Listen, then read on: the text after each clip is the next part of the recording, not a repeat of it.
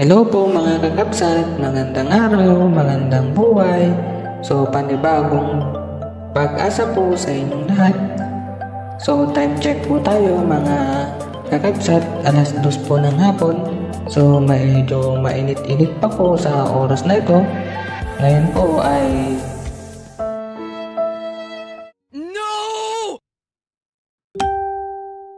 tayo'y maglalakbay o pupunta sa barangay Lepanto. Tara, samahan niyo ako. Ngayon nga po, kung mapapansin niyo po yung daanan, ito po yung way papuntang Lepanto. At sadyang napakaganda po ng daanan dito. So meron din po tayo dito makikitang magagandang tanawin. So ito po yung way po ng papuntang Lepanto. At mapapansin niyo po talaga na napakapatag po ng daanan dito. Yung patag po ng pagmamahal ng inyong jowa o pagmamahal ng inyong asawa, mga ka-brother, mga kakapsat, no? So yun nga po, sa pagpapatuloy po natin, ayan po, makikita nyo po yung magandang tanawin dyan sa aking likod. Ayan po, makikita nyo po yan, pero sa totoo lang po ay wala po kayong magandang makikitang tanawin dyan.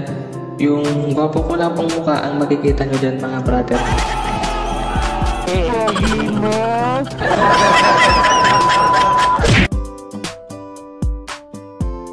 So ayun po, hanggang sa narating po natin yung lubak-lubak na daanan.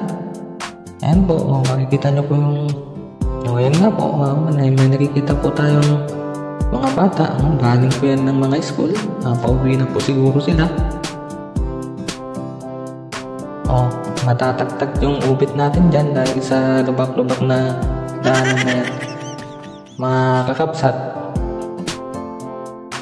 A few minutes later. So ayun nga po, shout out po dito sa Barangay Lepanto, yung mga members ko po dito.